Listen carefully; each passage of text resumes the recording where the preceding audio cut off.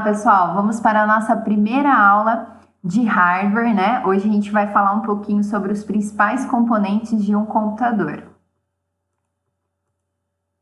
Bom, então o objetivo principal da aula é conhecer as peças que compõem o computador, saber identificá-las por marca, modelo e visualmente, ok? Nas próximas aulas eu irei falar um pouco mais tecnicamente sobre cada uma dessas peças, mas hoje é mais para a gente ter uma noção geral de todas essas peças que o computador, né, que compõem o computador.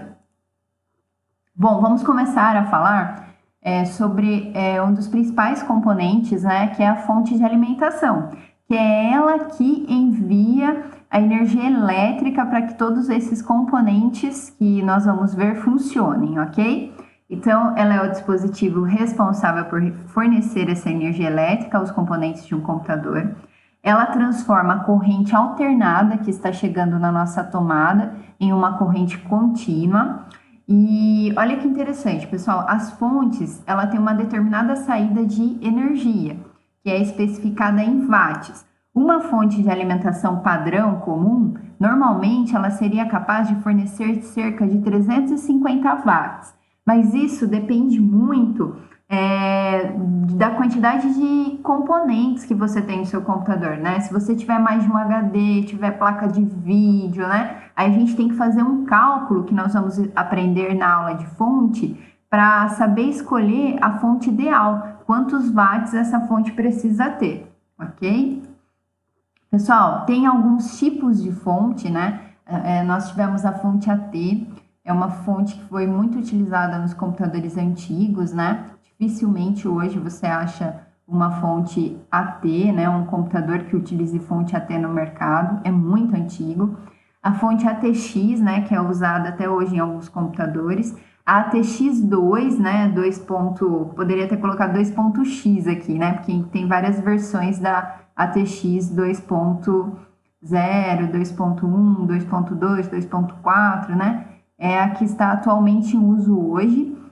Nós tivemos também a fonte de alimentação BTX, que foi criada para substituir a ATX, mas foi muito pouco utilizada. E hoje no mercado nós temos um novo padrão, que é a SFX, tá?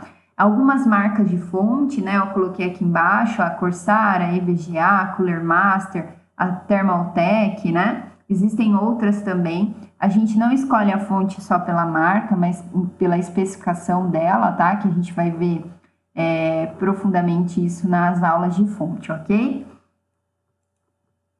Bom, aqui tá a placa-mãe, né? É um componente também extremamente importante. A placa-mãe, gente, ela é uma central de comunicação. Todos os componentes que nós possuímos no computador, eles são conectados a ela, tá? Essa placa de circuito, quando ela está energizada, ela permite a troca de informação entre todos esses componentes conectados a ela, ok? E essas informações, gente, que ela troca entre os componentes, são lidas e unificadas pelo sistema operacional, que gerencia todas essas peças de hardware, permitindo que o computador funcione corretamente. A placa-mãe não é simplesmente você ir numa loja e escolher determinado modelo da placa-mãe, tá? Por exemplo, assim, a placa-mãe do computador queimou e precisa substituir. Então, o que a gente tem que se atentar? Ao tamanho da placa-mãe, tem a ATX mesmo, né? Ela tem micro ATX, mini ATX, tem vários formatos. Então, a gente precisa se atentar a isso. Ao tipo de processador, então cada placa-mãe ela tem lá os processadores que ela suporta, a memória também, a memória RAM, né? Então tem que ver o tipo de memória RAM que esse computador já possui para você poder escolher a memória, para você poder escolher a placa-mãe, né? Para aquele computador. Os slots de expansão, o que é esse slot de expansão, pessoal? Então, na placa-mãe, a gente já tem algumas portas, né, que vem aqui, que a gente chama de onboard, tá? São os recursos onboard. Então, aqui eu tenho o PS2, que é para teclado e mouse, o VGA para vídeo, as portas USBs, né, que eu conecto diversos dispositivos, como pendrive, impressora.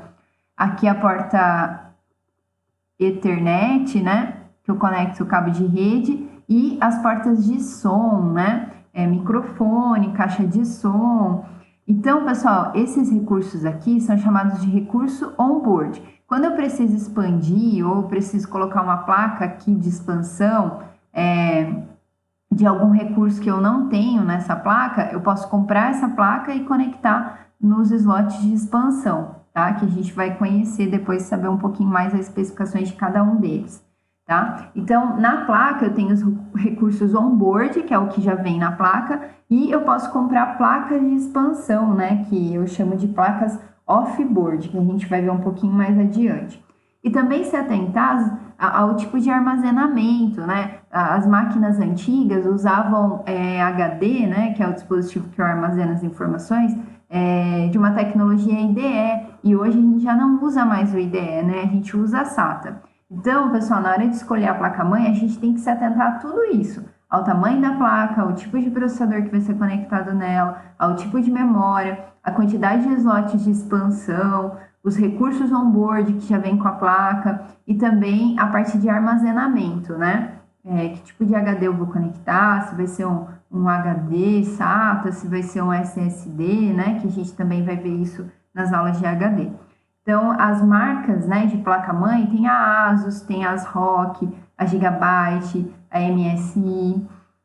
Existem outras também, mas eu coloquei algumas aqui, tá? Principais que a gente sempre encontra no mercado.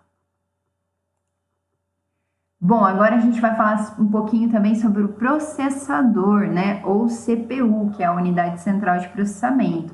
Ele é o principal item de hardware do computador também, pessoal, porque é ele que processa todas as informações. Ele é considerado o cérebro do computador. Tem um equívoco que as pessoas sempre fazem, que é chamar o CPU, né, o gabinete de CPU, na realidade. Então, o gabinete é essa caixa, né? Onde eu fixo a placa-mãe, onde ficam todos os componentes lá dentro. Mas o CPU é o processador, é a central de processamento de dados, é o nosso chip, ok? E as marcas mais conhecidas de processadores no mercado é a AMD e Intel. Agora a gente vai falar um pouquinho do cooler, né? Eu coloquei uma foto aí, né, de uma placa-mãe, né, do cooler fixado nessa placa-mãe. O que é esse cooler? Ele é um sistema de refrigeração. Como o processador, ele é um equipamento que esquenta muito, então a gente precisa ter esse sistema de refrigeração para refrigerar, tirar esse calor desse processador, tá? O cooler, né, ele é um dissipador de calor e uma ventoinha. Então, essa parte metálica que a gente está vendo aqui na foto é o dissipador. E aqui em cima eu tenho a ventoinha que joga esse ar quente que o dissipador tira do processador para fora, ok? Aí tem algumas marcas de cooler, né? Tem a Cooler Master, Deep Cool, a Corsair, a C3 Tech, né? Dentre outras marcas aí que existem no mercado. Nós temos também a memória RAM, né, que é a memória de acesso aleatório. Ela é utilizada pelo processador para armazenar os dados que estão sendo processados, ok? Então, a quantidade de memória disponível vai determinar as atividades que o processador poderá executar. Só que a gente tem que tomar um cuidado, viu? Não é só ir chegar comprando qualquer memória RAM para colocar na sua máquina, né? Você tem que ver se a memória que você está querendo comprar é compatível com a sua placa-mãe, que tem vários modelos de memória RAM, tá? E as principais marcas é a Kingston, HyperX, Corsair, dentre outras aí que nós temos no mercado. Agora eu vou falar um pouquinho sobre o disco rígido, né, ou hard disk, que é o HD.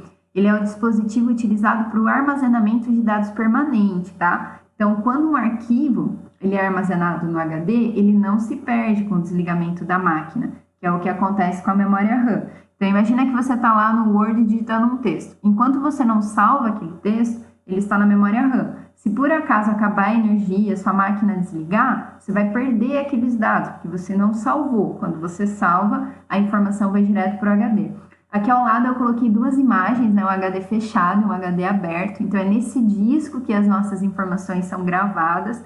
Logo mais na aula de HD a gente vai poder se aprofundar um pouquinho mais, ok? Hoje nós temos também o SSD no mercado, a gente vai entender como ele funciona, qual que é a diferença dos dois.